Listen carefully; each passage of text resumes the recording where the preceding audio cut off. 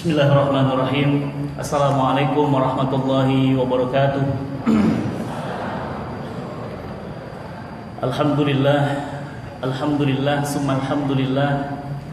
Alhamdulillahirabbil alamin, wassalatu wassalamu ala asrafil anbiya'i wal mursalin wal imamil muttaqin wa ala alihi wa sahbihi wa man da'a Islam wa tazama bi tariqatihi wa tarassama khutah wa ja'ala lakidatan islamiyatan asasan li fikratihi wal ahkama syar'iyatan miqyas amalihi wa masdaran li ahkami. Asyhadu an la ilaha illallah wa asyhadu anna Muhammadan abduhu wa rasuluhu la nabiyya ba'dah. Faqala Allah ta'ala fi Qur'anil azim wa huwa asdaqul qailin. Ya ayyuhallazina amanu stajibu lillahi wa lirasul idza da'akum lima yuhyikum.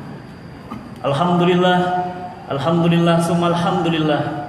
Bersyukur kita pagi hari yang berbahagia ini, di udara yang cerah, di masjid yang nyaman. Allah curahkan kepada kita kelembutan hati, keringanan langkah untuk hadir terus dan terus mengisi hari-hari kita dengan amal-amal soleh.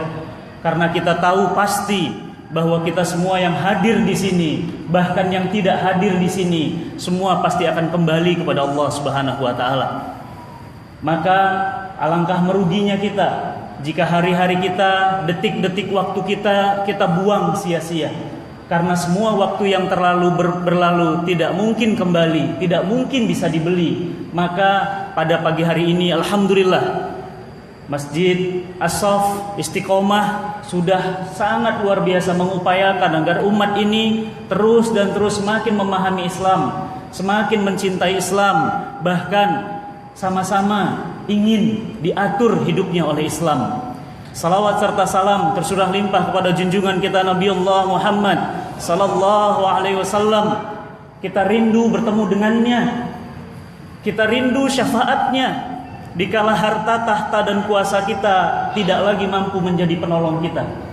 Bapak Ibu yang dirahmati Allah, Ustadz Amir dan perwakilan Masjid As-Saff, Masjid Asy-Syarif, alhamdulillah, terima kasih atas undangan dan kepercayaannya. Insyaallah pada pertemuan kali ini kita akan membahas sebuah materi yang mungkin AA tidak bahas. Ustadz Hari Mukti mungkin bahas tapi tidak terlalu dalam. Ustadz yang sering ngisi di sini lagi mungkin ada Ustadz Bobby Heribowo, mungkin tidak membahas. Saya akan bahas. Jadi saling melengkapi. AA mengamankan tauhid dan hati. Ustadz-ustadz yang lainnya mengamankan hafalan Quran. Saya insya Allah ingin menjaga negeri ini, Bapak Ibu semuanya. Hari ini, pagi ini, saya ingin memberitahu sebuah pemikiran yang sangat amat berbahaya, yakni sekularisme, liberalisme. Pemikiran yang berbahaya tetapi jarang disampaikan oleh para ulama, jarang disampaikan oleh para asatid. Sehingga efeknya, dampaknya mereka merasa ini bukan apa-apa, tapi justru bahayanya luar biasa. Mengapa demikian? Karena manusia bertingkah laku, berbuat itu berdasarkan pemikirannya. Orang yang berpikir pagi ini bahwa kajian dua penting, dia akan berangkat ke sini karena dia rasa kajian dua itu penting, maka dia berangkat. Orang yang merasa bahwa pagi-pagi begini kajian itu salah banget. Pagi-pagi ini harusnya olahraga, bukan kajian. Itu dia juga akan memilih olahraga. Orang yang berpikir bahwa jilbab itu adalah pakaian Arab, maka dia tidak akan pakai jilbab. Karena dia berpikir jilbab itu pakaian Arab, diturunkan di Arab untuk bangsa Arab. Ini Indonesia. Tidak mungkin kemudian pakaian Arab diterapkan di Indonesia, maka kemudian mereka pun tidak pakai jilbab. Kenapa? Pikirannya. Dan orang yang berpikir bahwa jilbab itu perintah Allah, bukan hanya untuk lokal tertentu, wilayah tertentu, zaman tertentu, tapi itu berlaku sepanjang zaman, maka dia akan menggunakan hijabnya walaupun dia berada di kutub selatan sekalipun. Oleh karena itu Bapak Ibu yang dirahmati Allah, hati-hati dengan pemikiran. Dan mohon maaf, penampilan saya hari ini tidak biasa. Saya menggunakan jaket tidak biasa, walaupun tetap maksa, dalamnya batik seperti biasa. Jaket ini sedikit saya informasikan, mohon doa, mohon dukungannya untuk Eyang Habibi. Saya termasuk yang kurang suka sebenarnya berinteraksi dengan ya tokoh-tokoh, apalagi mungkin mantan Presiden Republik Indonesia, tapi untuk Eyang Habibie tidak. Kenapa? Karena ternyata saya baru tahu. Mungkin waktu malam beberapa 2 minggu lalu saya pernah cerita di sini. Ternyata Masya Allah saya baru tahu Eyang Habibie itu, Bapak Ibu mungkin pernah nonton filmnya ya, Rudy Habibie ya. Pernah ya? Ada episode yang saya nonton film jarang-jarang nangis, saya nangis ketika ayahnya wafat. Pada saat apa ayahnya wafat? Pada saat sholat, pada saat sujud. Dan itu benar kisah nyata. Yang pertama itu. Yang kedua, saya baru tahu ternyata ketika diundang Eyang Habibie ke rumahnya, beberapa tokoh-tokoh, beberapa ustadz-ustadz yang dipilih diundang ke sana, ternyata Masya Allah pembantu rumah tangganya cerita, beliau itu sekarang usianya sudah 83 tahun, otaknya masih cerdas, bahkan ada penelitian terbaru ternyata beliau masuk dalam 5 besar orang paling jenius di dunia. Indonesia bangga punya beliau. IQ-nya 200. Itu IQ yang luar biasa. Bahkan usia 83 tahun saya baru tahu ternyata apa? Dari mulai ba'da subuh sampai menjelang zuhur, beliau itu tidak berhenti berinteraksi dengan Al-Quran. Itu yang membuat saya itu merasa dosa kalau nggak bantu Eyang.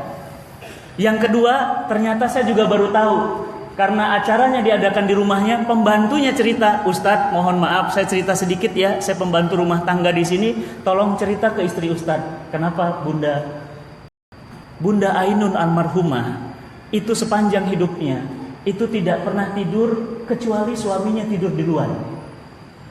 Bagaimana dengan ibu-ibu?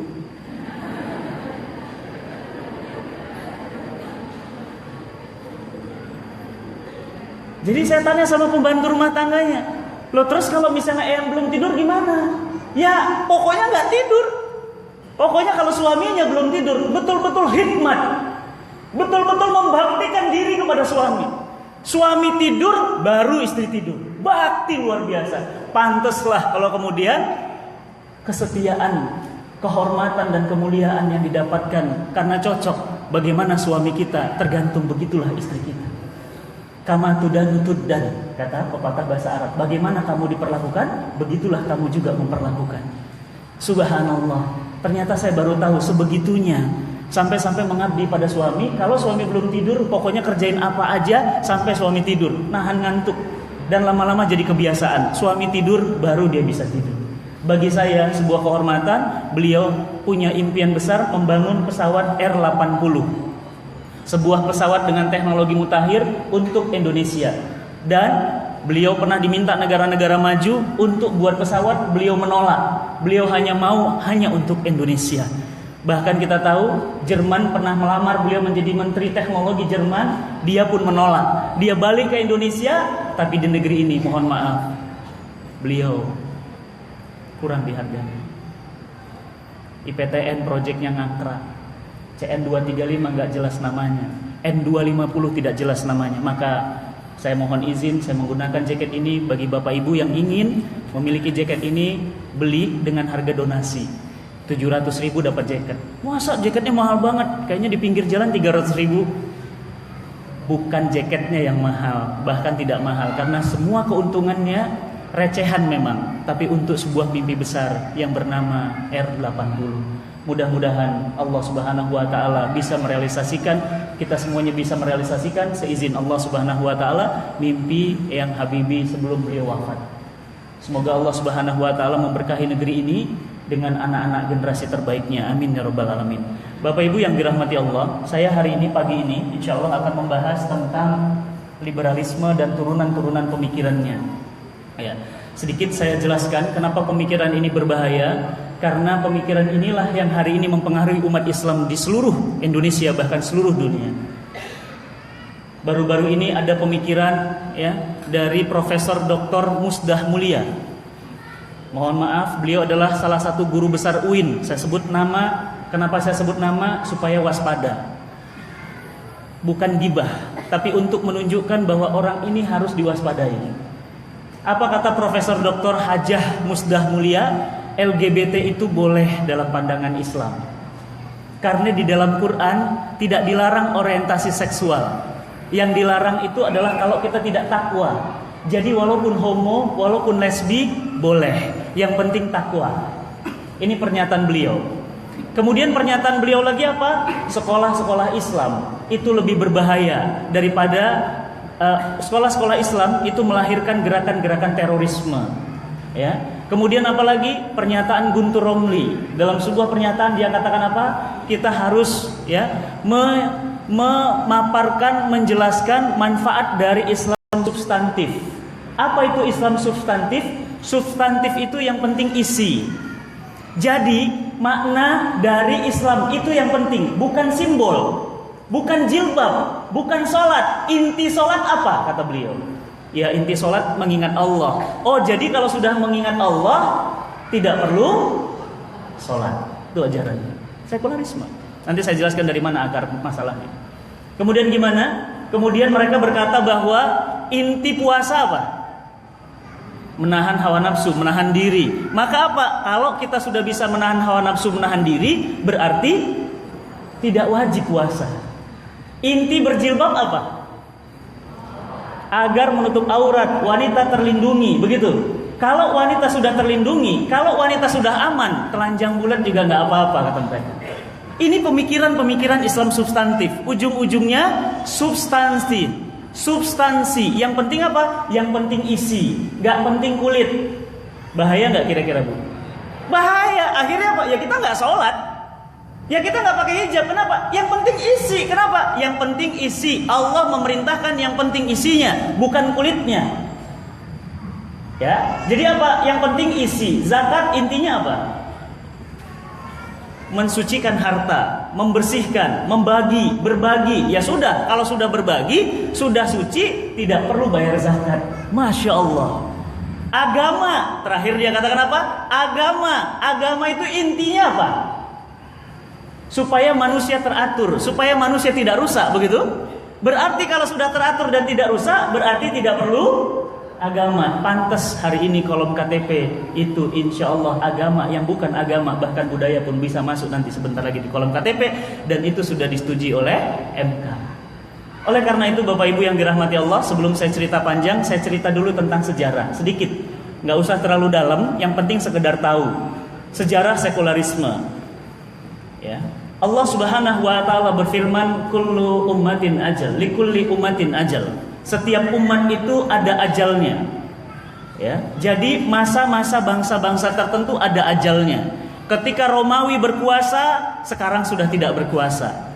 Ketika Persia berkuasa, sekarang sudah tidak berkuasa. Dulu Rusia, Uni Soviet, USSR berkuasa, sekarang tidak berkuasa. Ya, dulu khilafah Islamiyah pernah berkuasa selama 13 abad sejak zaman Rasulullah SAW. Sekarang justru tidak lagi berkuasa. Terakhir tanggal 3 Maret tahun 1924 di Istanbul. Sekarang sudah tidak berkuasa. Sekarang Amerika berkuasa. Nanti ada ajalnya, kata Allah. Ada ajalnya. Sekarang sudah kelihatan ajalnya. Di masa Obama, pemerintah Amerika Serikat sudah tidak mampu membayar gaji PNS. Bahkan sekarang mereka sudah merasakan Great Depresi yang kedua. Jadi mereka sudah merasakan ekonomi anjlok yang kedua, bahkan merambat sampai sekarang ke Indonesia. Daya beli masyarakat turun, dan kemudian sebentar lagi juga sama, Amerika juga ada ajalnya. Nah, maka di zaman Romawi dulu, ya, Imperium Romawi itu berkuasa hebat, luar biasa. Bahkan mereka mampu membuat, ya, seperti Kolosium, bisa dilihat ya di gambar. Itu Kolosium sampai sekarang masih ada. Bahkan Kolosium itu di zaman itu, ya, di abad keempat, sebelum abad keempat, ini luar biasa. Bahkan diabadikan menjadi 7 keajaiban dunia. Tapi hebatnya, dalam masa-masa kejayaannya, Masya Allah, tidak pernah kalah perang. Jarang sekali kemudian dikalahkan kecuali oleh Persia. Tapi akhirnya Romawi kembali memenangkannya. Coba lihat Quran surat Ar-Rum ayat 1 sampai ayat 4. Ghulibatir Rum, kata Allah, akan ditaklukkan bangsa Romawi. Oleh siapa? Oleh Persia. Tapi setelah itu bangsa Rum akan kembali memenangkan pertarungan peperangannya. Nah, karena Romawi ini besar banget, negara adidaya zaman dulu, Tapi Romawi ini melalui Kaisar Theodosius menjadikan gereja. Nah, ini sejarahnya, perhatikan ya. Menjadikan gereja sebagai agama resmi negara. Dan ketika gereja menjadi agama resmi negara, maka Eropa masuk ke dalam babak yang disebut dengan Dark Age, zaman kegelapan. Tuh, nih, sudah sekedar sejarah. Nanti kalau mau belajar lebih dalam bisa ke Ustadz Budi Asari, bisa ke Ustadz Salim Villa, ya, bisa ke Ustadz Asep Sobari. Insya Allah beliau guru-guru kita yang detail banget sejarah. Saya hanya sampaikan kulit, ya. Nah, abad gelap ini kemudian menjadikan Eropa itu berada pada abad kehancuran. Kenapa? Tiap hari kerjaannya konflik, negara, agama, ribut. Ilmuwan, cendekiawan ribut, mirip kayak kita sekarang. Nggak ada tenangnya, nabrakin tiang listrik, ya. Tiang listrik nggak salah ditabrak, ya. Tiang listriknya damang-damang wae, orangnya geger otak, gitu. Ya, pokoknya rame-rame lah, beritanya lucu-lucu. Ya, zaman Eropa juga begitu. Eropa itu Masya Allah perdebatan antara apakah pakai agama atau tidak. Bahkan gereja tetap memaksa menjadi agama resmi, bahkan menjadi wakil Tuhan di muka bumi. Ini sejarahnya.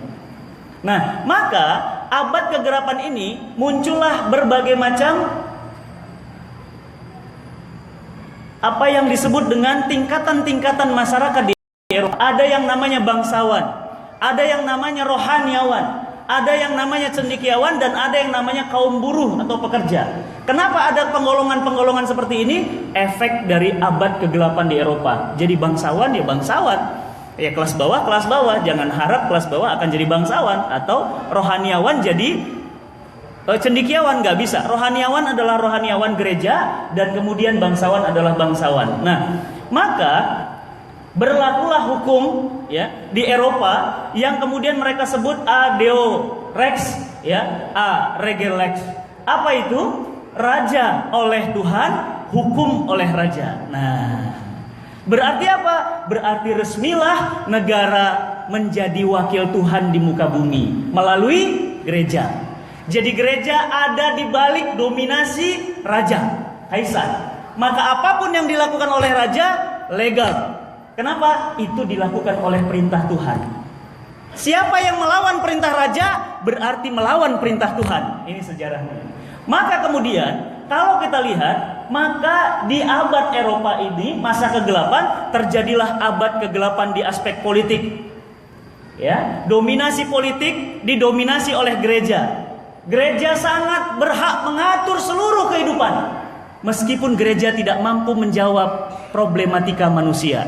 Kalau ditanya, ya, sampai sekarang juga saya masih bertanya. Kemarin saya ketemu sama beberapa romo pendeta, saya bilang, pendeta, kalau bapak pendeta bisa jelasin ke saya, insya Allah saya pindah agama. Ada apa Ustadz? Memang minta jelasin apa? Gini Pak Pendeta, tolong jelasin saya, ini Indonesia lagi krisis ekonomi. Pemerintah hutangnya 4.000 triliun. Sudah dengar ya Pak? Iya, saya tahu. Sudah dengar ya Pak, jatuh temponya 1.500 triliun di tahun 2018. Iya, saya tahu. Sudah dengar ya Pak, dolar sekarang kemudian bertengger di 13.000. Sudah dengar ya Pak, pengangguran Indonesia semakin bertambah. Iya Ustadz, langsung aja ke pertanyaan. Dia kesel. Apa kata saya? Pak Pendeta, bagaimana solusi agama Kristen untuk mengatasi problematika ekonomi di Indonesia? Apa kata beliau? Agama kami tidak mengajarkan itu. Agama kami hanyalah agama yang mengajarkan tentang cinta kasih, tentang kebahagiaan, dan tentang kebaktian kepada Tuhan. Saya bilang, itu yang membuat saya nggak mau pindah agama Pak. Di dalam Islam, coba Bapak nanya ke saya jelaskan dalam waktu kurang dari 2 jam bagaimana Islam mengeluarkan bangsa ini dari krisis ekonomi, dari mulai dasar sampai bangunan sistem ekonominya, saya bisa jelasin. Apa kata pendetanya? Silahkan Pak, itu keyakinan Bapak. Ini bukan soal keyakinan. Kalau Bapak kemudian menemukan bahwa ada agama yang lebih benar, Bapak wajib ikut. Kalau Bapak benar, saya pindah agama. Fair? Akhirnya dia bilang apa? Udah Ustaz, kita nggak usah debat, nggak guna. Nah, jadi artinya apa? Saya nggak menemukan gereja itu mampu menjawab problematika zaman. Yang terbaru sudah tahu ya, Paulus itu membolehkan homoseksual. Kenapa? Karena tuntutan masyarakat. Kenapa? Karena agama mereka itu nggak dilengkapi dengan kemampuan menjawab masalah. Coba ibu tanya sama Islam. Coba ibu tanya sama Quran. Di Quran ada semuanya. Di Quran detail semuanya. Tapi gereja No, nggak bisa. Coba tanya, bagaimana sistem pemerintahan di gereja? Nggak bisa. Coba tanya, bagaimana negara diatur oleh gereja? Nggak tahu, pokoknya cuma dominasi doang. Kekuasaan di tangan gereja. Maka apa yang terjadi? Nah, ini mulai. Abad kegelapan di bidang sains.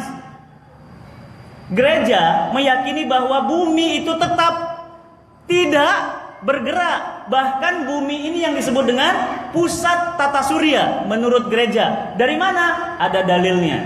Di Mazmur dikatakan bahwa, oh Tuhanku, Kaulah yang maha besar, Kau pancangkan bumi pada fondasinya, tiada bergerak untuk selamanya. Maka gereja berpendapat bumi adalah pusat tata surya. Sementara peneliti-peneliti, para pakar, orang-orang sains itu kemudian mengatakan bahwa bumi bukan pusat tata surya, tapi matahari lah pusat tata surya. Bumi itu adalah bulat. Mohon maaf Bapak Ibu, saya nggak mau ngajak berdebat apakah bumi itu datar atau bulat. Ya, lagi rame ya di sosmed ya. Bumi itu datar atau bulat? Bukan. Tapi apa? Gereja meyakini bumi itu datar. Sementara para pakar mengatakan bumi itu bulat. Maka apa yang terjadi? Siapa yang melawan perintah gereja dikatakan sesat. Dan kalau sesat, maka dibunuh. Siapa korbannya? Salah satunya adalah Nikolaus Kopernikus. Bagaimana cara dibunuhnya? Mata colok, orangnya digantung. Kenapa? Melawan fatwa gereja. Gereja mengatakan bumi pusat tata surya, tapi kita mengatakan bahwa matahari adalah pusat tata surya. Melawan gereja, terjadi perdebatan yang luar biasa. Muncul lagi tokoh baru di Eropa. Namanya siapa? Galileo Galilei. Apa kata Galileo Galilei? Beliau mengatakan bahwa matahari adalah pusat tata surya, bukan bumi. Akhirnya apa yang terjadi? Sama. Gereja memanggil Galileo Galilei, kamu melawan perintah gereja, kamu sesat, matanya dicolok, orangnya digantung, mati. Langsung. Ya, dan apa yang terjadi? Akhirnya terjadilah perdebatan di sana sini, ya. Perdebatan yang sangat keras. Bahkan gereja juga tidak bergeming di abad ke-8 Eropa. Apa yang gereja lakukan? Semua yang melawan perintah gereja wajib dihapuskan. Terjadilah pembunuhan massal. Mahkamah Investigasi Inkuisisi Gereja membunuh 10.220 orang, menggantung 61.000 orang. Masya Allah, ngeri ya Pak. Bayangkan ya, ini Eropa zaman ke-8. Jangan lihat Eropa sekarang. Eropa sekarang sudah nggak masa gelap. Mereka sudah lewat masa gelapnya. Di masa gelapnya gereja membunuh dan dengan cara disula. Tahu disula ya? Jadi mohon maaf, masuknya tombak itu dari dubur, keluarnya dari perut, kemudian dari mulut. Itu disula. Bisa dengan kondisi terbalik begini atau bisa dengan kondisi berdiri, disula. Kenapa disula? Ngelawan perintah gereja. Dianggap kafir, dianggap sesat, dibunuhin semuanya. Dan menghukum dengan cara lain 97.000 manusia. Bayangin Pak, 97.000 manusia. Diapain? Ada yang dilistrik, ada yang dibakar. Ya, seperti gambar pernah dilihat ya, itu adalah lukisan asli mereka. Dan mayoritasnya perempuan. Kenapa mayoritas perempuan? Karena Eropa dan gereja berpendapat perempuan itu adalah titisan iblis. Jadi perempuan itulah, dari perempuan itulah kehancuran. Berbeda ya dengan pandangan Islam ya. Masya Allah. Jadi Eropa ini luar biasa. Di bidang hukum ribut, di bidang sains ribut, di bidang politik ribut. Akhirnya apa yang terjadi?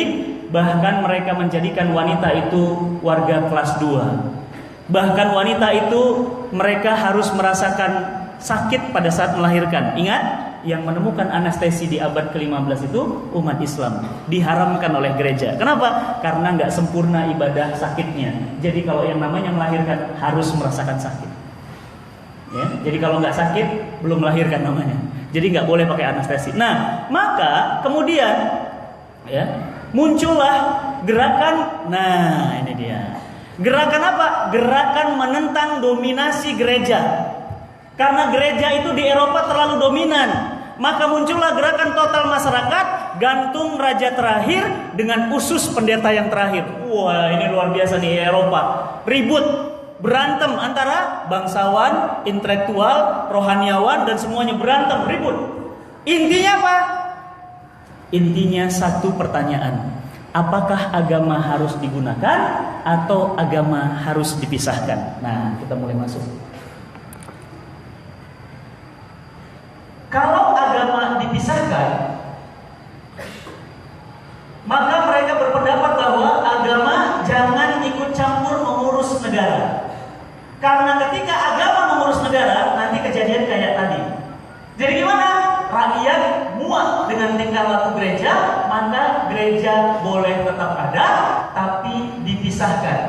Ini yang dalam istilah kita bahasa Arab disebut dengan fasludin anil haya, memisahkan agama dari kehidupan. Jangan bawa-bawa agama. Nikah nggak usah bawa agama, ke kantor nggak usah diatur agama, ya. Apalagi beli mobil, beli rumah nggak usah pakai cara agama. Apapun nggak usah pakai agama. Pendapat pertama, pisahkan agama dari kehidupan. Pendapat kedua, nah ini yang kita juga hari ini lihat adalah bukan dipisahkan, tapi apa? Buang agama dari kehidupan. Inilah yang kemudian muncul ide komunisme atau ateisme. Maka apa? Jangan pakai agama dalam hidup sama sekali. Tolak agama. Pokoknya agama apapun candu, agama pun racun. Bahkan Karl Marx mengatakan apa? Dear God is dead. Tuhan itu sudah mati. Bahkan dia bilang apa? Tuhan itu cuma rekayasa pikiran manusia. Tuhan itu sebenarnya tidak ada. Kalau kita pikir Tuhan itu ada, dia ada. Kalau kita pikir Tuhan itu tidak ada, Tuhan itu tidak ada. Maka dua pendapat ini yang dominan adalah pisahkan agama dari kehidupan. Maka muncullah prinsip Vox Populi Vox Dei. Pernah dengar? Suara rakyat, suara Tuhan. Jadi kalau kata rakyat nggak wajib sholat, ya nggak sholat. Jadi kalau kata rakyat pelacuran itu boleh, boleh. Jadi kalau kata rakyat minuman homer alkohol boleh beredar, boleh. Siapa wakilnya? Dewan Permusyawaratan Rakyat. Inilah konsep yang disebut dengan trias politika. Nah ini Bu ya, mohon maaf Bu ya, ini mohon maaf, ini jarang Ustaz ngasih tahu ini. Apa itu trias politika? Legislatif, pembuat hukum, eksekutif, pelaksana hukum, yudikatif yang mengawasi hukum. Pertanyaan saya, siapa di dalam Islam yang berhak menjadi legislatif? Siapa pembuat hukum? Allah. Apa kata Allah? Di dalam Al-Quran Allah Subhanahu wa Ta'ala berfirman bertentangan dengan trias politika. Apa kata Allah? Innil hukmu illa lillah. Menetapkan hukum itu haknya Allah. Mohon maaf, di Indonesia menetapkan hukum hak siapa? Wakil rakyat. Jadi kalau wakil rakyat menetapkan bahwa undang-undang Perpu Ormas jadi undang-undang, berarti itu sah. Berarti itu valid. Kenapa? Itu adalah permintaan rakyat. Betul itu permintaan rakyat? Enggak. Rakyat yang mana? Ya, harga BBM naik. Apa kata dia? Ya, kita menetapkan harga BBM naik. Betul nggak itu permintaan rakyat? Rakyat yang mana mau naik harga BBM? Kenapa? Legislatif, pembuat hukum. Bapak Ibu lagi sholat sering baca, imamnya baca. Apa kata imamnya? Alaihissallahu bi'ahkamil. Siapakah yang lebih berhak membuat hukum? Jawaban kita, Allah. Indonesia siapa yang buat hukum? DPR, MPR. Mereka lah yang membuat hukum. Mohon maaf kalau di sini ada wakil rakyat, sekalian saya informasikan. Tapi kalau di sana kemudian tugasnya berdakwah, beda. Di sana menyampaikan Islam, ya kemarin contoh PKS, ya kemudian Gerindra, kemudian siapa lagi kemarin? PAN. Mereka bilang apa? Ini undang-undang ormas bahaya. Kalau begini caranya ormas-ormas bisa dibatalkan, bisa dibubarkan, dan pemerintah bisa menangkapi ustaz-ustaz manapun yang mereka menginginkan. Wah itu boleh, itu apa? Berdakwah di sana. Tapi kalau di sana untuk menetapkan hukum, aktivitas legislasi berarti sudah menjadi Allah baru. Kenapa? Yang berhak menentukan halal haram Allah. Sementara negeri ini menetapkan halal haram wakil rakyat, manusia. Vox Populi Vox Dei. Suara rakyat, suara Tuhan. Ya, suara rakyat, suara Tuhan. Maka suara rakyat, suara Tuhan. Ya, bagi orang Barat, semua agama mengingatkan akan mimpi buruk selama 800 tahun, maka perlu menyingkirkan agama dari negara. Makanya ada istilah, mohon maaf, ada presiden di negeri bebek. Beliau bilang begini, tolong pisahkan agama dari politik. Pernah dengar ya? Tapi negeri-negeri bebek. Ya, tolong pisahkan agama dari politik. 2 kali beliau katakan, sekali lagi saya katakan, pisahkan agama dari politik. Kenapa begitu? Karena terpengaruh pendapat yang disebut dengan sekularisme. Apa itu sekularisme? Fasludin anil haya, memisahkan agama dari kehidupan. Agama nggak boleh ngatur politik. Kenapa? Karena agama urusan masjid. Ustaz, kalau ngomong politik jangan di masjid. Masjid itu bukan sarana politik. Kalau Ustaz mau ngomong agama di masjid, kalau mau ngomong politik sana di parlemen. Jadi agama dipisahkan, nikah dipisah. Apa komentar bapaknya? Ustaz, ini nikah dipisah dia. Jadi tamu ikhwan ada tamu akhwat dia. Ribet banget sih. Terus nanti gimana kalau saya mau foto? Ya foto nggak apa-apa Pak, Bapak tinggal gabung aja di depan fotoan. Tapi yang penting nggak boleh ikhtilat. Karena dalam Islam laki-laki dan perempuan hukum asalnya terpisah. Pernikahan juga begitu. Itu pernikahan yang syar'i. Apa kata bapaknya? Ah enggak Ustaz, saya nikah anak saya nggak mau kayak gitu. Ribet. Jangan bawa agama dalam pernikahan. Pak, beli mobilnya di mana Pak caranya? Iya Ustaz, saya utang ke bank. Terus bank ACC. Terus bank cairkan dananya, terus saya bayar plus bunganya. Oh, dalam Islam Pak, dalam agama kita nih Pak, itu nggak boleh akad begitu Pak. Itu namanya riba.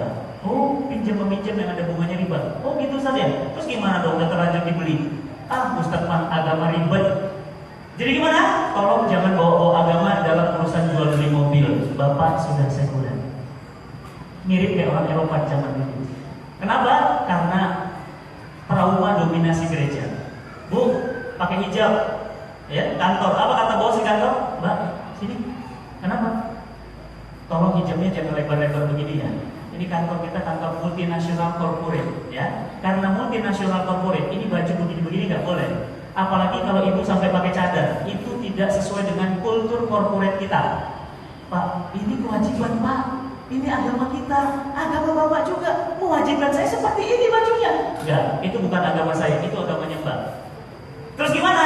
Sekali lagi saya katakan, jangan bawa agama ke kantor sekuler. Pernah ketemu orang begitu? Oh iya, banyak, sering. Ya.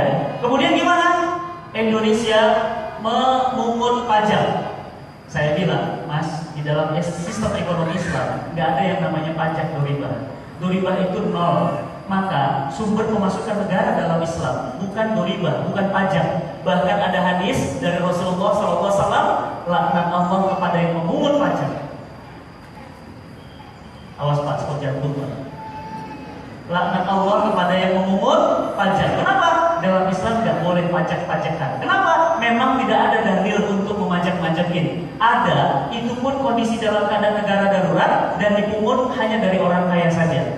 Loh, terus kemudian sumber pemasukan negara dari mana? Sumber pemasukan negara dalam pandangan Islam ada 12. Nanti belajar, insya Allah. Ada yang namanya humus, rikas, ghanimah, usyur, zakat. Banyak, ada 12 sumber. Oh jadi nggak ada pajak Ustaz? Keren dong Ustaz. Berarti kalau beli mobil murah, memang murah mobil. Berarti kalau beli handphone murah, murah. Kalau Bapak sudah kerja masih juga dipajakin. Sudah 17B, itu 17B. Pergi pagi, pulang petang, pendapatan pas-pasan, pantat peot, punggung pegel, kepala pusing, pingsan-pingsan, potong pajak gitu ya. Masya Allah. Dipajakin lagi Pak, coba berapa itu dipajakin? Ya. Sekarang pertanyaannya, apakah uang pajak kemudian dirasakan manfaat oleh rakyat? Tidak. Ini sekularisme. Apa itu sekularisme? Mereka kemudian memisahkan agama dari kehidupan. Nah, tuh. Separation of church and state. Memisahkan agama dari kehidupan. Lihat. Apa motonya negara Amerika Serikat? In God we trust. Kami percaya pada Tuhan. Betul. Mereka percaya pada Tuhan, tapi nggak pakai aturan Tuhan.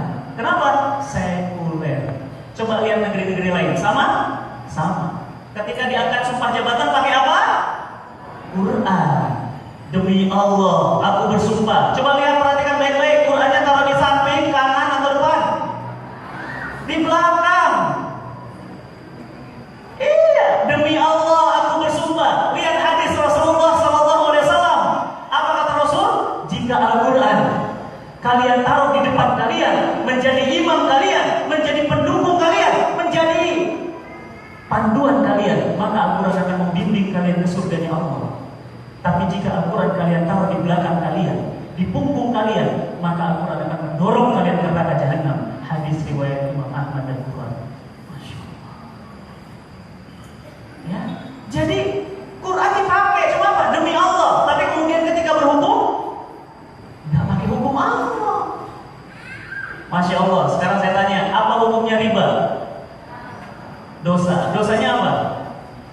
dosa besar. 36 berzina setara dengan 36 kali berzina. Kapan? Ketika orang makan 1 dirham. Rasulullah SAW bersabda, 1 dirham riba itu dosanya setara dengan 36 kali zina. Jadi makan 1 perak, Bapak makan 1 perak uang riba, itu setara dosanya Bapak zina 36 kali. Ustaz, aduh saya bukan 1 perak lagi, emang makanan pokok saya itu. Ya sudah, istighfar, taubat, stop, keluar, hijrah. Ya. Nah, sementara riba diharamkan di negeri ini, riba jadi pilar ekonomi. Pilar ekonomi loh, minjem sama IMF, ada bunga? Ada bunga. Minjem sama Jepang, ada bunga? Ada bunga.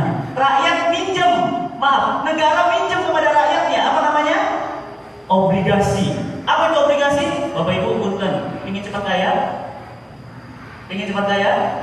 Tapi dengan jalan apapun, beli obligasi. Apa itu obligasi? Pemerintah mengeluarkan surat utang. Jadi rakyat, bayangin ya, biasanya kan harusnya rakyat berhutang kepada negara. Ini enggak, negara hutang ke antum. Mas, saya lagi butuh duit nih, untuk apa? Iya nih, proyek infrastruktur kita banyak yang gagal. Dana haji udah kita colek sih. Nah, ada dana mas, berapa dana? 1, 2, 3, total dipinjam. Berapa dipinjam oleh negara? Berapapun. Nanti negara menjanjikan pengembalian pasti plus bunga. Coba antum bayangin kalau antum punya uang 100 miliar. Pinjam sama negara, terus negara kembalikan, gak usah gede-gede mas, bunganya 5% aja. 5% dari 100 miliar berapa? Berapa? Yuk hitung, bagi-bagi hitung duit. 10%-nya 10 miliar, berarti apa? Sekitar 5 miliar setahun. Antum 5 miliar setahun mau ngapain? Itu kalau uang 100 miliar, kalau uangnya gede, kalau uangnya sampai triliunan, Masya Allah, ini luar biasa. Tapi bagaimana? Negara harus mengembalikan plus bunga. Itulah yang membuat ekonomi kita goncang ganjing. Itulah yang membuat perekonomian kita hancur. Kenapa? Yang kaya makin kaya. Kenapa? Iya, dia gak kerja. Bu, suami kerjanya apa? Gak tahu Ustaz. Kalau di rumah cuma ngecek saldo, hitung saldo. Gitu dulu. Ngapain? Ya ngecek tingkat suku bunga. Sementara antum kerja utang panting 15P tambah 2, 17P. Gak kaya-kaya. Sementara beliau cuma ini, cek saldo. Wih, 5 miliar. Dia aja nih, gunakan duitnya. Masya Allah. Ketika Allah harapkan riba, justru negeri ini malah kemudian membolehkan riba. Berarti apa? Sekuler. Nah, maka kalau begitu kita lihat ya, muncullah pakar-pakar politik mereka. Lahirlah yang disebut dengan sekularisme. Apa itu sekularisme? Memisahkan agama dari kehidupan. Maka Barat memiliki standar baru, agama baru. Apa namanya? Sekuler. Nah, orang Islam sayangnya, umat Islam sayangnya ngambil sekularisme. Sholat rajin mas, Allahu Akbar. Hafal Al-Quran rajin. Tapi apa? Rajin hanya pada batas spiritual. Batas ekonomi makan riba.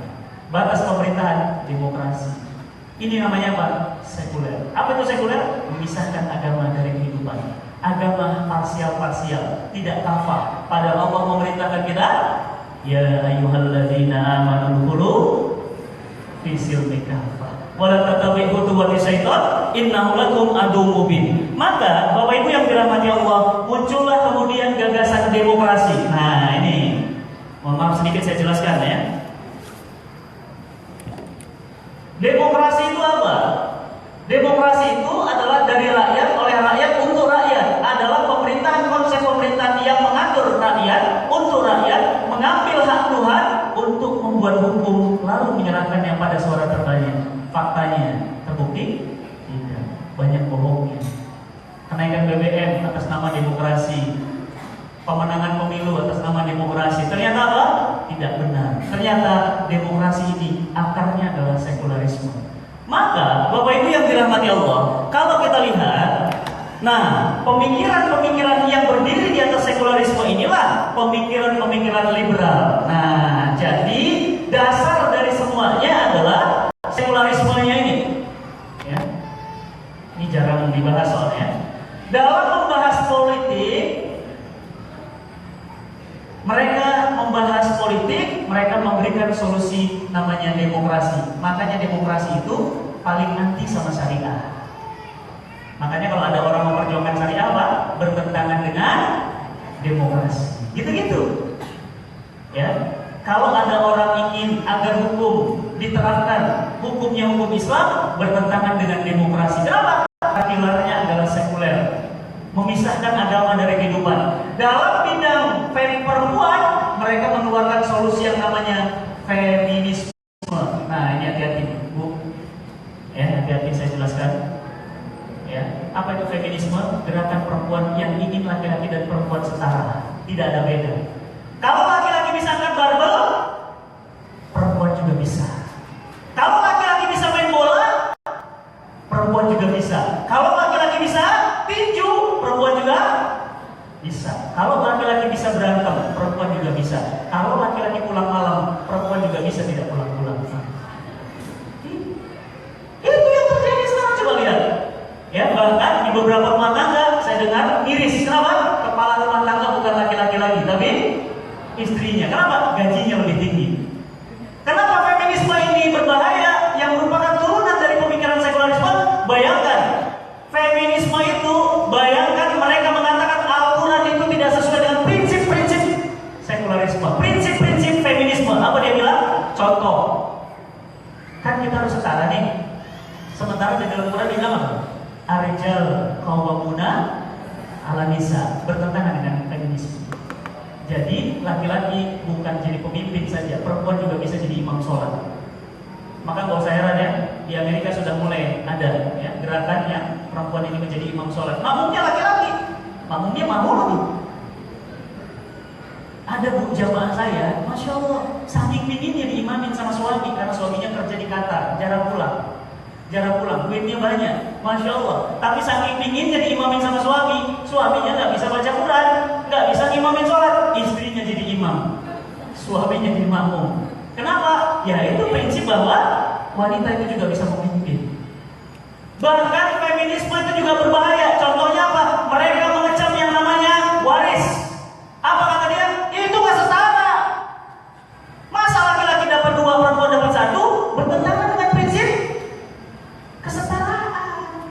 Kan dia ayah kami, dia ibu kami. Kenapa pula abang saya dapat 2, saya dapat 1? Nggak setuju, Bu. Akhirnya gimana? Mereka nggak setuju dengan hukum waris. Jadi gimana pembagiannya?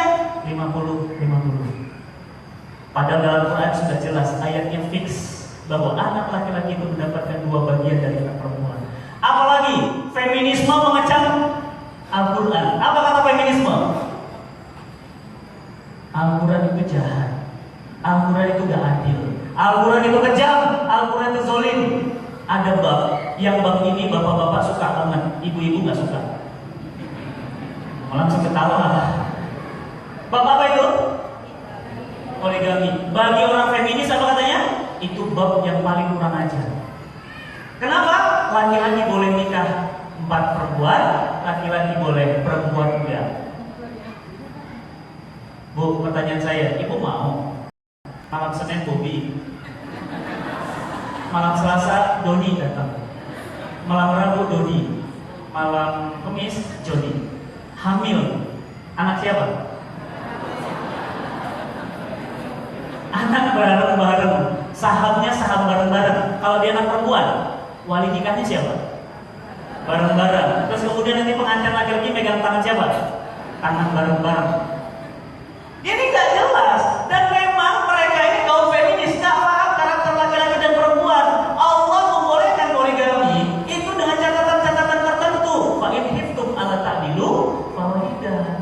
Kalau antum itu jangan ujuk-ujuk poligami sunnah Ustaz. Antum sholat subuh aja jam 9. Kalau mau ambil kayak gitu levelnya AA tuh. Levelnya Ustaz Arifin tuh. Saya tuh 2 malam bareng Ustaz Arifin. Masya Allah tidurnya itu di mihrab. Boro-boro gak pernah tinggal sholat malam beliau. Itu level. Ini sholat subuh jam 9 mau poligami. Saya bilang, Mas antum sholat apa? Sholat subuh Ustaz. Subuh? Bukan Ustaz, ini dubuh. Apa itu dubuh? Duha plus subuh. Gak level Mas. Ya, kalau antum masih belum bersikap baik kepada istri, belum bisa kemudian ahsan, belum kemudian memuliakan, apalagi kemudian sampai level bangga, jangan Kenapa? Kacau. Tapi jangan kemudian kecam Al-Quran. Kalau ibu nggak suka hukum poligami, bilang aja, ya Allah, hamba belum siap, hamba belum mampu ya Allah. Jangan kau uji kami dengan ujian yang kami tidak sanggup. Tapi jangan kecam Al-Quran. Feminis kecam Quran. Apa dia bilang? Itu hukum tidak adil secara gender. Maka tolong jangan bawa-bawa agama dalam urusan ini. Sekuler. Paham ya? Iya. Jadi makanya sekarang mengerikan. Apalagi contohnya? Presiden dalam Islam harus laki-laki. Khalifah dalam Islam harus laki-laki. Gak boleh perempuan. Kenapa? La yufliha qaumun walau amruhu imra'atan, kata Rasul. Tidak beruntung sebuah kaum yang kaum itu dipimpin oleh seorang wanita. Apa kata feminisme? Itu lagi tuh Ustaz. Itu gak adil. Gak sesuai dengan kesetaraan gender. Jadi gimana dong? Perempuan juga bisa jadi presiden. Pertanyaan saya, tahu Amerika Serikat? Tahu? Berapa presidennya? Sudah 100 lebih presidennya. Ada perempuan? Nggak ada. Kenapa? Amerika mengamalkan hadis Rasul. Amerika itu lebih Islami. Apa kata Amerika? Lan yufliha qaumun walau amruhu imra'atan. Amerika loh. Indonesia? Bukan pernah. Bahkan ya udahlah. Ya? Iya. Masya Allah, perempuan pernah. Padahal mayoritas Muslim. Kok bisa begitu ya? Ya ini. Jadi sekularismenya kafah Indonesia. Ya, benar-benar sekularisme. Jadi Amerika malah justru diragukan sekularismenya. Ya. Nah, jadi secara politik ngambil demokrasi, secara feminisme untuk urusan perempuan, secara ekonomi liberal. Wah, ini yang ngeri nih Bu. Nih, terutama bapak-bapak nih. Ekonominya liberal, kapitalis. Apa itu ekonomi liberal kapitalis? Apapun yang bisa jadi duit, boleh. Itu hukum pasar. Yang penting ada demand. Yang penting ada permintaan. Berarti Ustaz, Homer itu, Mas, tolong Mas, jangan bahas Homer itu halal haram. Pak, sebentar Pak, ini wakil rakyat. Sebentar Mas, ini wakil rakyat. Justru jangan bawa agama. Sebentar Pak, sebentar. Tok. Kita tentukan Homer boleh beredar. Mas, istighfar Mas. Ini urusan agama. Ini urusan agama. Kata teman-teman kita di parlemen. Apa kata mereka? Jangan bawa agama Mas. Ini parlemen. Ini negara demokrasi, bukan negara agama. Paham? Perdebatan terjadi di parlemen. Akhirnya gimana? Suara terbanyak menang, parlemen di top, miras beredar. Baca berita, seorang ibu diperkosa anak karena dalam kondisi mati.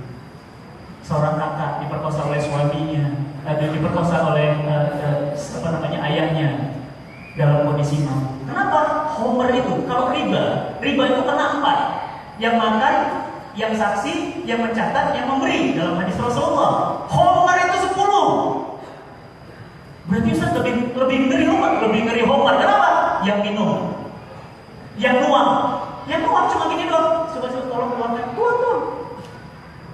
Apalagi yang beli, yang minta dibelikan, bukan yang beli, yang minta dibelikan. Tolong beli gue dong, sama. Apalagi yang produksi, yang jadi saksi. Ada minum Homer, bapak ada di situ, lihat ini.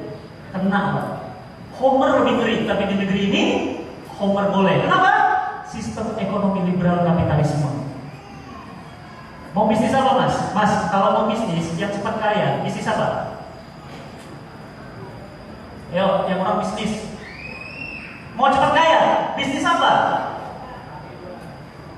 Bisnis kepemilikan milik umum, bahan tambang. Apalagi bisnis mata air. Pernah lihat sebuah merek? Ya, salah satu direksinya itu saya kenal. Keuntungan bersih perusahaan itu adalah puluhan triliun bersih loh Mas, bersih loh. Jualan cair.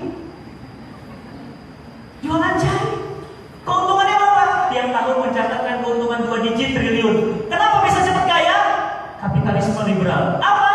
Dia buat mata air itu jadi milik pribadi, swasta. Akhirnya apa? Sekitar Sukabumi gak dapat air, dia dapat sedot, jual,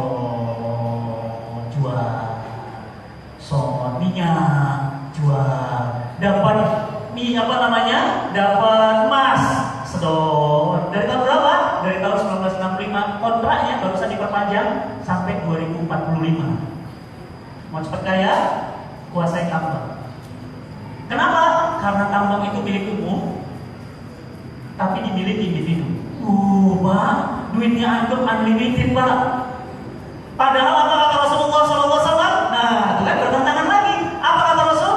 An-nas suraka fi sarasin wal ma wal kala wan nar. Manusia itu berserikat bersama-sama memiliki 3. Apa itu 3? Wal ma, air. Oh, jadi air itu nggak boleh dimiliki individu, Ustaz? Nggak boleh swasta? Nggak boleh.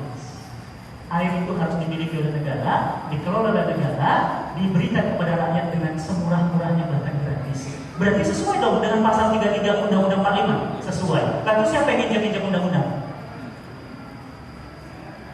Iya, kan mereka yang buat, mereka yang injak-injak sendiri. Iya. Jadi terus kalau begitu itu sesuai hadis Rasul. Pasal itu tuh diambil dari hadis Rasul. Apa kata Rasul? An-nas suraka fi salasin wal ma wal kala wan nar. Manusia itu memiliki bersama air, apalagi hutan. Mau cepat kaya, Pak? Ambil hutan Kalimantan. Bayangin berapa juta ton kebutuhan kertas Indonesia. Kalau Bapak punya jutaan lahan hektar di Pekanbaru sama di Papua sama di Kalimantan, kebayang, Pak? Bayangin, kenapa? Menguasai hutan. Dan itu gak ada undang-undang yang membebaskan untuk jadi milik negara. Boleh dimiliki individu. Ekonominya liberal. Iya, Ustaz, pantas ya kaya. Iya. Kenapa? Karena ada undang-undangnya. Boleh. Apalagi kata Rasul, wal ma'alma wal kala wan nar. Apa itu nar? Energi panas bumi. Antum mau cepat kaya? Bisnisnya apa? Batu bara. Ustaz, saya bisnis batu bara, berarti nggak boleh? Tidak boleh. Batu bara itu milik umum. Itu harus dikuasai individu, dikuasai oleh negara, dibuat menjadi energi, dan energi itu tutup. Sekarang siapa yang listriknya 1.300? Siap-siap sedikit cari, nggak boleh lagi. Kenapa? Minimal berapa sekarang? 4.000. 4.000. Ya. Nah, kenapa? Karena itulah negara itu harus menguasai. Jadi kalau minyak, pendapat yang saya pahami dari kajian yang saya pahami, minyak, mohon maaf Bapak Ibu, mungkin di sini ada perusahaan minyak nggak boleh dikasih ke Total, nggak boleh dikasih ke Conoco, nggak boleh dikasih ke Chevron, nggak boleh dikasih ke Exxon, nggak boleh dikasih ke perusahaan-perusahaan minyak. Jadi siapa yang kasih? Pertamina. Loh, ini Ustaz Fatih itu cinta NKRI. Lah, memang cinta NKRI. Siapa yang bilang nggak cinta NKRI? Saya aja pakai baju begini, cinta NKRI.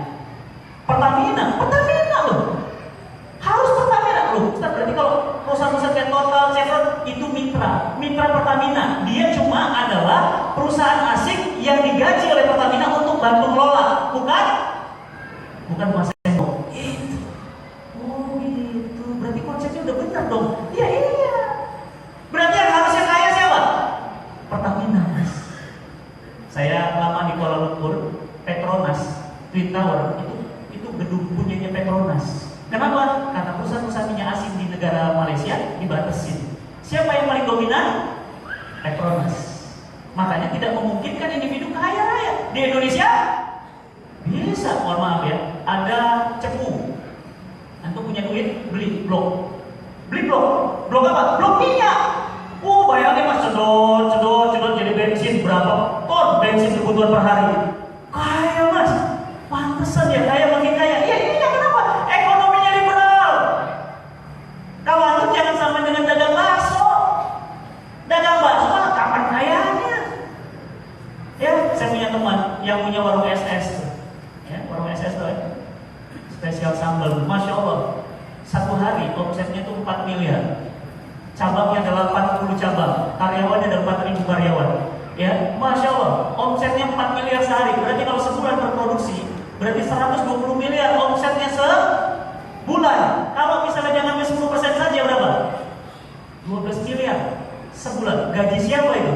Tapi orangnya santai-santai aja, luar biasa, sederhana Bang. Ya, sekarang lagi rajin ngaji, Masya Allah. Jadi, kalau kemudian ekonominya liberal, ya udah boleh apapun menguasai hutan, boleh Pak. Yang penting apa? Bapak punya modal, punya kekuatan, kuasai hutan. Jadi, ya kalau demikian wajar kapitalisme ini menjadi negara yang sangat besar. Nah, kesimpulan materi kita hari ini apa?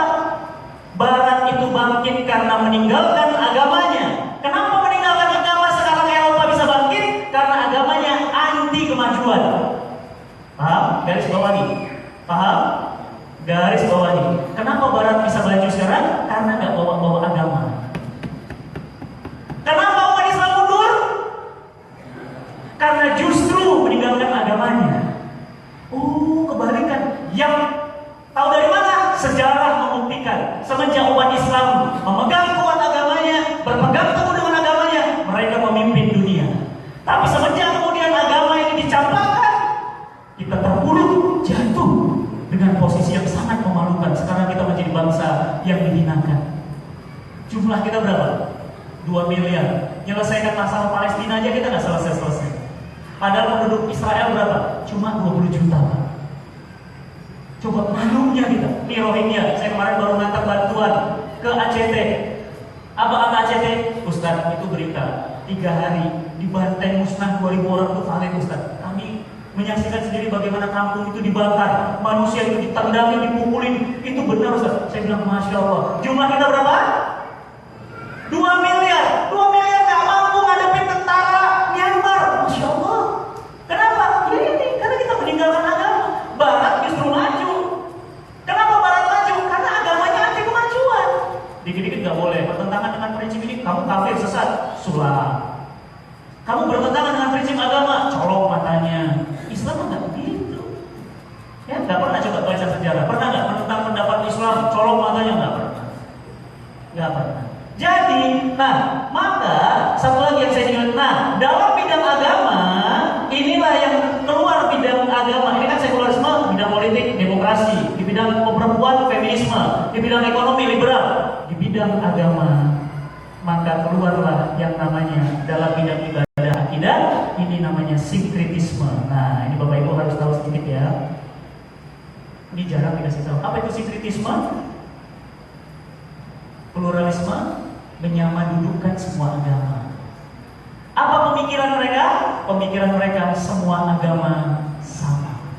Karena semua agama sama, gak apa-apa. Muslimah nikah sama laki-laki, non-muslim boleh. Laki-laki non-muslim boleh menikah dengan wanita muslimah dan seterusnya. Bahkan apa?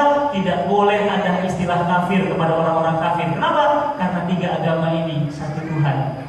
Tuhan yang satu, ada 3 agama. Maka gak usah heran di Indonesia muncul Kementerian Agama memberikan berita ada 258 aliran sesat di Indonesia.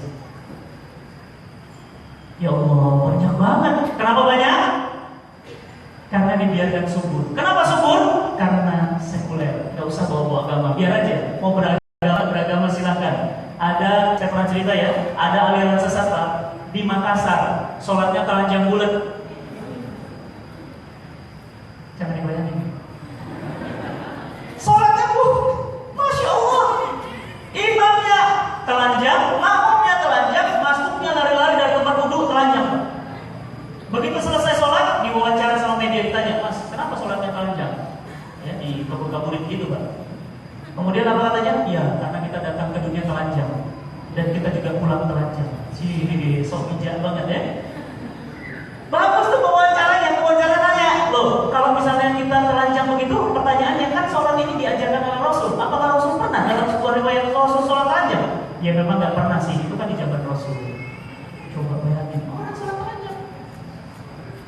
Keluar lagi apa? Ahmadiyah. Keluar lagi apa? Lia Eden. Keluar lagi apa? Musadek. Keluar lagi apa? Mila Ibrahim. Bapak Ibu hati-hati, di BSD juga sudah mulai ada. Saya kemarin dengar ada beberapa pengajian Mila Ibrahim. Seperti apa Mila Ibrahim? 3 agama, Yahudi, Nasrani, Islam satu. Jadi kalau antum nggak sholat Jumat, nggak apa-apa kata mereka. Kenapa? Nanti antum ganti dengan sekolah minggu hari ini. Ya, Ibu, mohon maaf, Ibu misalnya lagi haid, ya, tidak baca Quran atau tidak sholat atau tidak yang lain, nggak apa-apa. Nanti bisa diganti di tembok ratapan, Pak. Udah mulai masuk ke Indonesia dan nggak diapa-apain. Kenapa? Karena tidak ada masalah. Kenapa? Lo sekuler, biarin aja. Ya, apalagi ada agama baru lagi. Ya, Lia Eden, dia bilang apa? Saya adalah ibu Al-Mahdi. Dari rahim saya nanti lahir Al-Mahdi. kemarin, ya dia bilang sama Presiden Jokowi nanti ada UFO mendarat di Monas. Sampai sekarang nggak darat-darat di mana? Allahu Akbar. Ini aliran sesat nih. Kemarin ketangkap lagi Pak di Ciamis.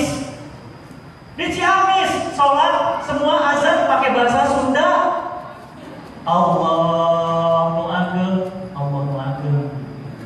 Masya Allah, Allahu Akbar. Ya, bahkan di Bandung ya, saya sering cerita ini ya.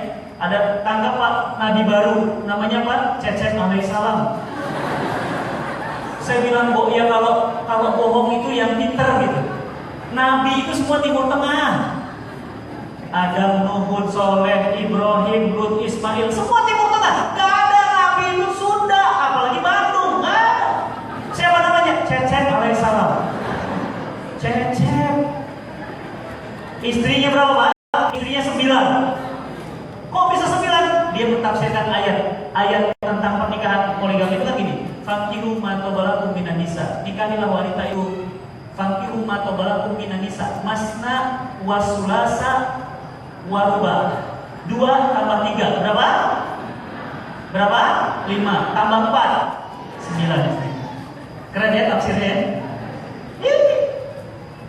Ya.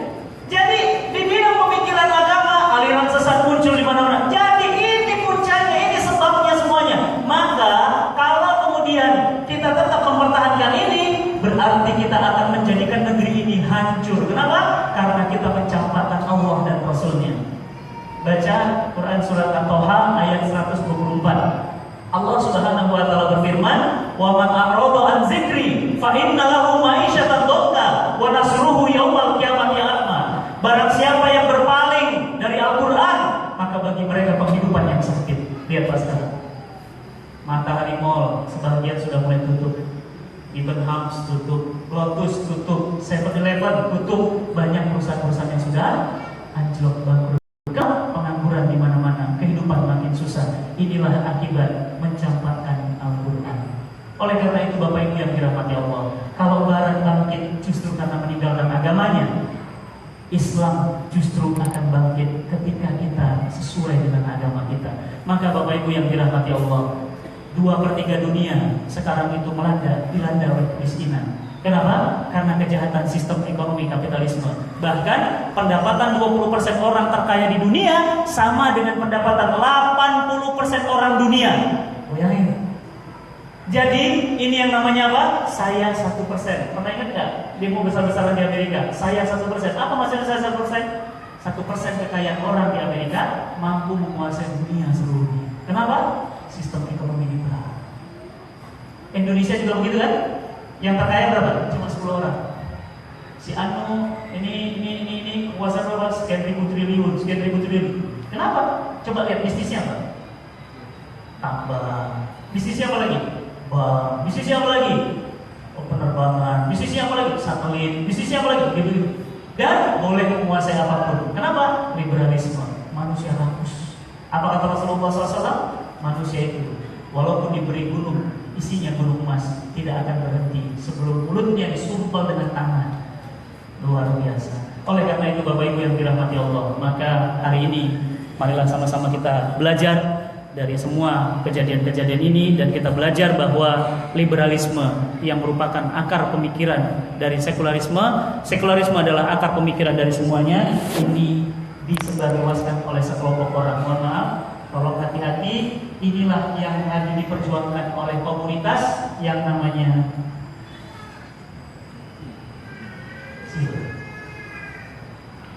Jaringan Islam Liberal. Mau lihat websitenya? Boleh lihat websitenya, islamlib.com. Siapa pendirinya? Anak-anak umat Islam. Itu yang buat saya sedih, Pak.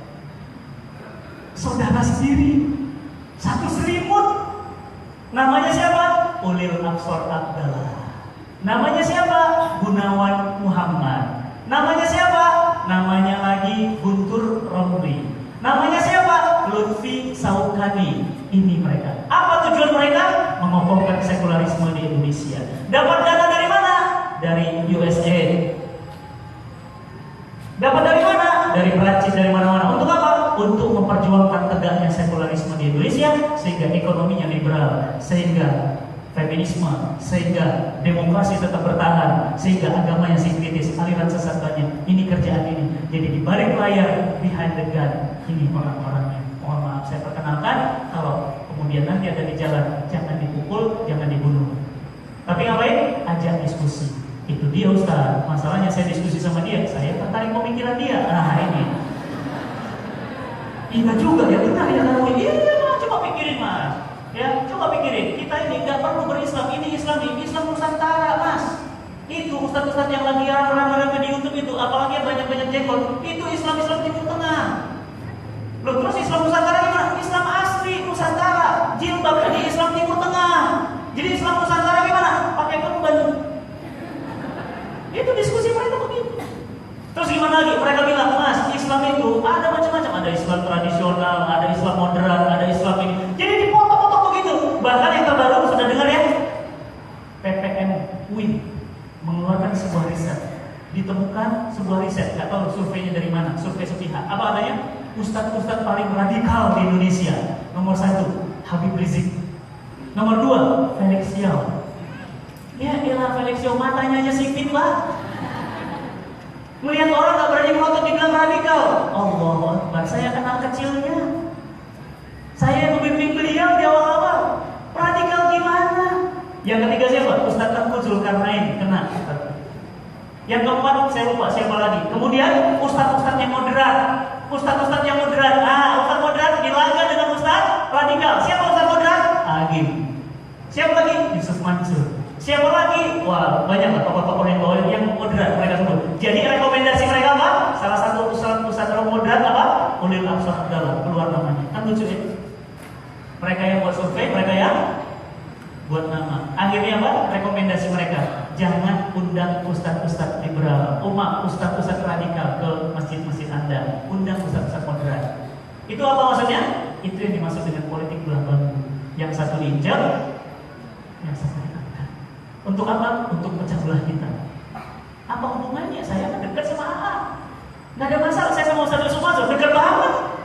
Nggak ada istilah radikal-radikalan. Semua sama Islam. Nggak ada masalah apa-apa. Ada problem apa? Nggak ada. Tapi apa? Dipecah belah supaya diadu. Ustaz Tengku Zulkarnain, Masya Allah, Ustaz Tengku itu baik banget. Satu daerah juga sama saya, sama-sama dari Sumatera. Orangnya Masya Allah. Aduh, saya nggak tahu lagi. Tapi apa? Masuk dalam golongan ustaz radikal. Itu kerjaan siapa? Ini. Jadi behind dari semua kehancuran itu, ini otak di belakangnya.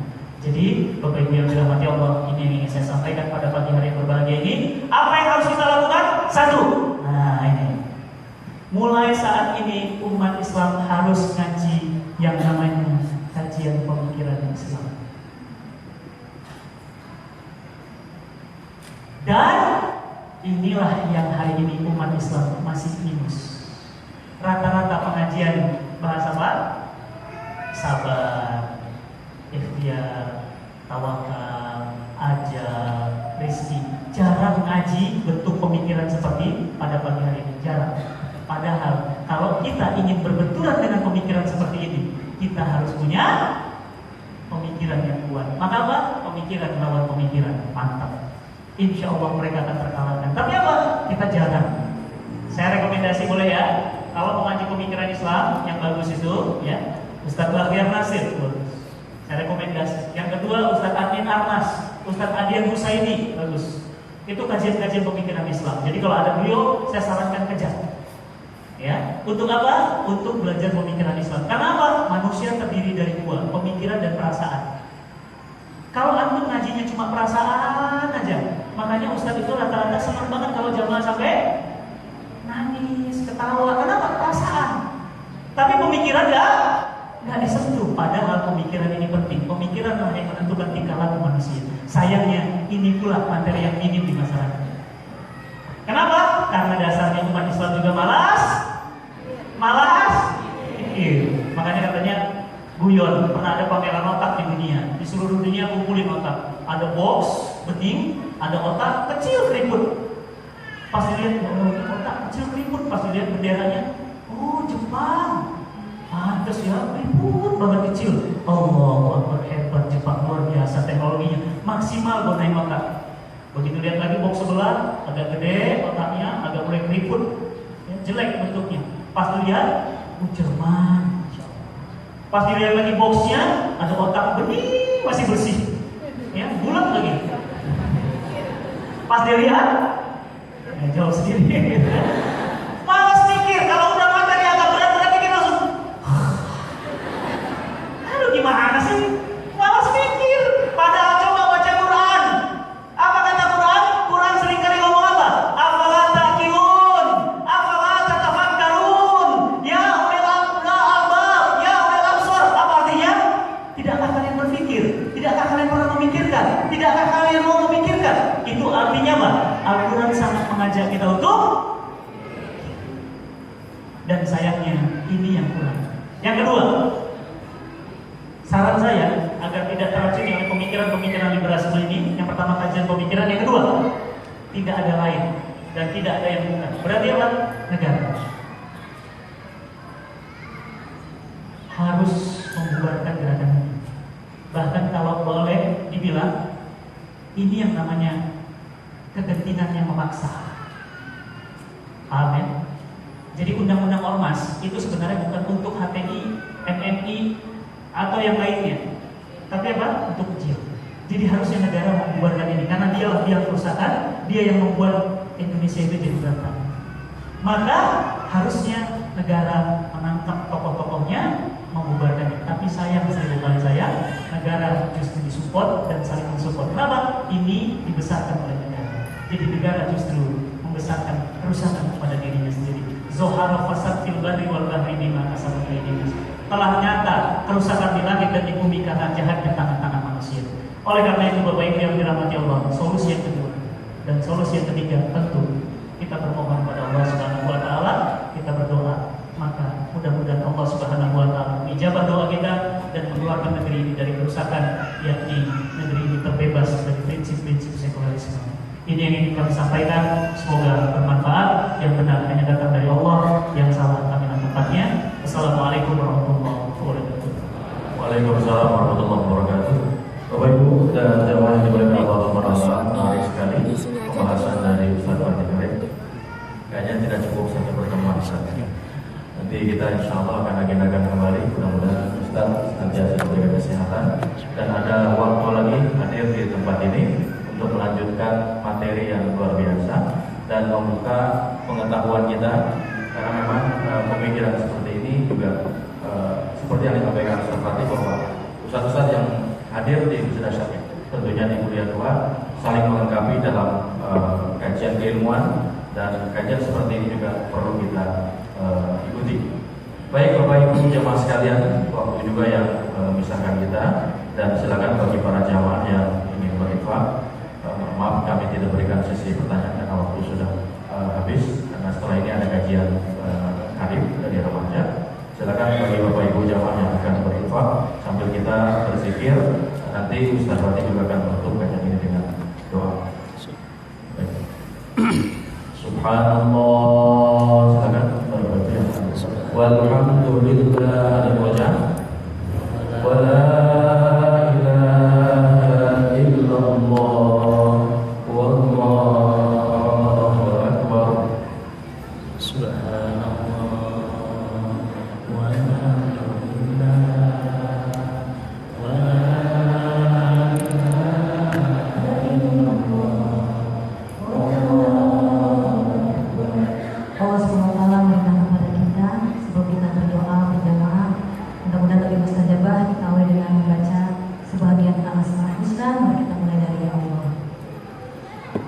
Ya Allah, ya Rahman, ya Rahim. Acara Karim jam berapa Ustaz? Langsung. Ya Spesial. Qudus, ya Salam, ya Mu'min, ya Muhaimin, ya Aziz, ya Jabbar, ya Mutakabbir, ya Khaliq, ya Bari, ya Musawwir, ya Ghaffar, ya Qahhar, ya Wahhab, ya Razzaq, ya Fattah, ya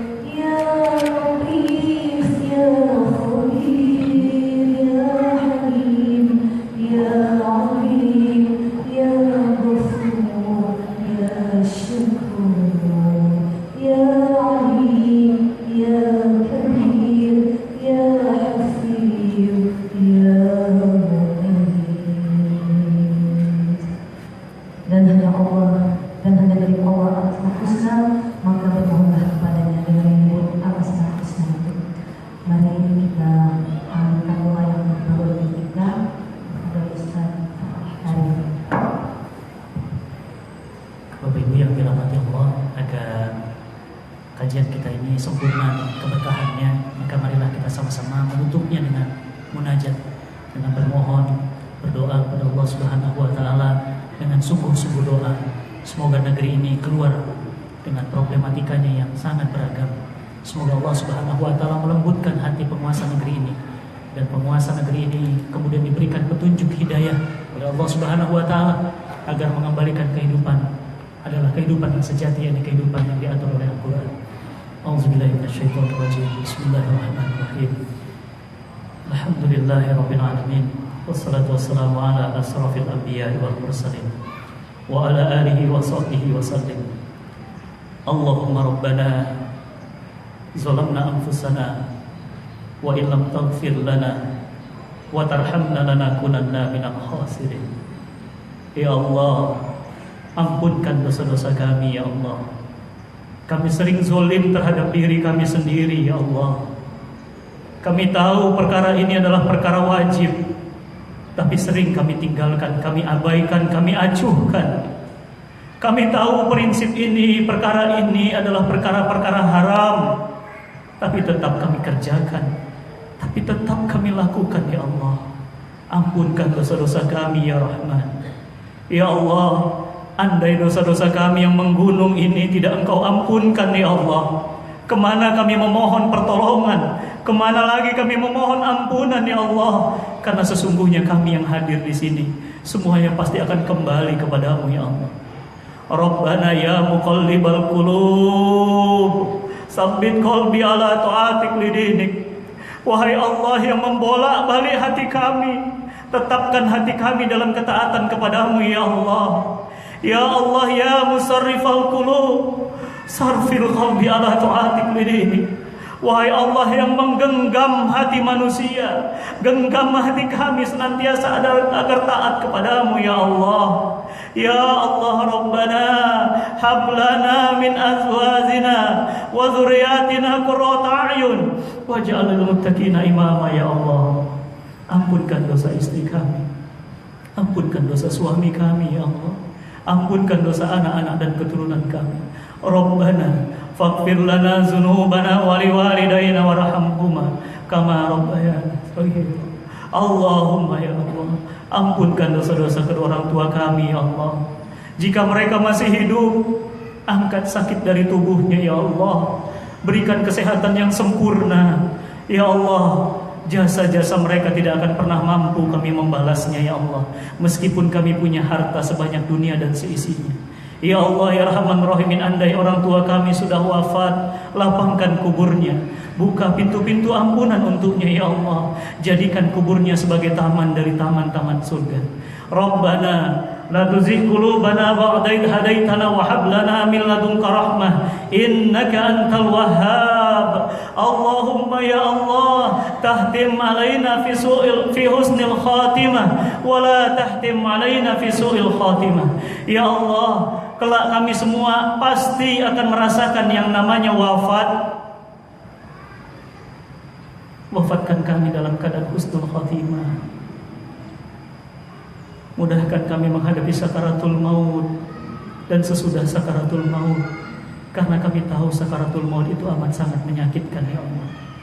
Ya Allah, izinkanlah pada saat kami menghadapi sakaratul maut, lisan kami mengucapkan kalimat La ilaha illallah Muhammadur Rasulullah. Ya Allah ya Rahman Rahim, ampunkan dosa-dosa kaum muslimin dan muslimat. Allahumma ighfir lil muslimina wal muslimat wal mu'minina wal mu'minat al ahya'i minhum wal amwat ya qadiyal hajat. Ya Allah, jadikan rumah tangga kami rumah tangga yang sakinah mawaddah warahmah. Jauhkan rumah tangga kami dari perpecahan ya Allah. Jauhkan rumah tangga kami dari perceraian ya Allah. Jadikan anak-anak kami anak-anak penghafal Quran ya Allah.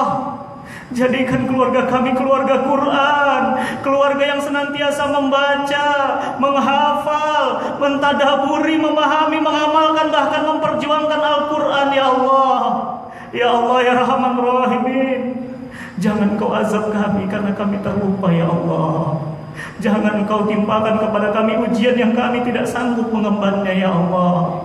Ya Allah, jangan tatap kami dengan tatapan kemarahan ya Rahman. Ampunkan dosa-dosa kami, ampunkan kekhilafan kami ya Rahman. Rabbana atina fid dunya hasanah wa fil akhirati hasanah wa qina azabannar wa qina azabannar wa qina azabannar bi rahmatika ya arhamar rahimin. Subhana rabbika rabbil izzati amma yasifun wa salamun alal mursalin walhamdulillahi rabbil alamin.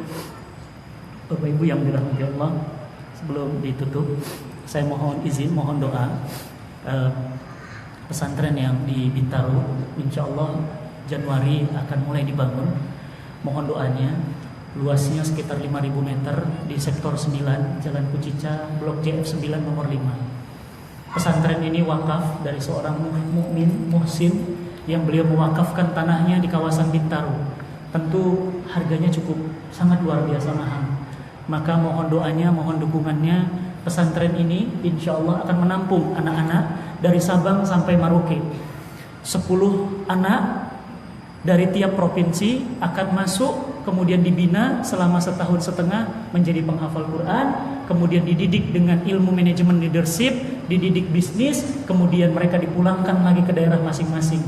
Mereka menjadi pejuang Quran di daerahnya masing-masing. Mohon doanya, dan bagi Bapak Ibu yang ingin berwakaf atas nama diri, atas nama pribadi, atau atas nama ayah ibu yang sudah wakaf, ya wafat, silahkan berwakaf. Di depan nanti ada tim saya yang mengedarkan brosurnya. Silahkan, ada yang mau wakaf tempat wudhunya, boleh. Ada yang ingin wakaf sumurnya, boleh, silahkan. Rasulullah SAW bersabda, ada satu amal yang mengalirkan pahala abadi meskipun kita sudah mati, yakni salah satunya adalah wakaf, sedekahun jariyah. Bagi yang mau silahkan nanti berwakaf. Yang kedua, saya dan Ustadz Yusuf Mansur menemukan metode super cepat, super mudah untuk belajar baca Quran. Bagi Bapak Ibu yang belum bisa baca Quran, jangan sampai nanti dibacakan oleh Al-Quran. Maka sebelum dibacakan oleh Quran, bisa baca Quran. Nah, ini dibuat oleh saya dan Ustadz Yusuf Mansur berdua. Teknologinya hanya dimasukkan ke laptop, kemudian belajar baca Quran, 0, tidak bisa baca sama sekali, menjadi bisa membaca Al-Quran. Dan bagi Bapak Ibu, silakan nanti bisa mendatangi stand-stand yang ada di belakang. Stand Cinta Quran juga ada di belakang dengan beraneka ragam produk yang ditawarkan. Juga ada stand dari masjid yang lainnya. Terima kasih. Mohon maaf atas segala kekurangan. Mohon maaf jika ada kata-kata saya yang tidak berkenan. Mohon maaf, mudah-mudahan Allah Subhanahu wa taala mempertemukan kita di lain kesempatan.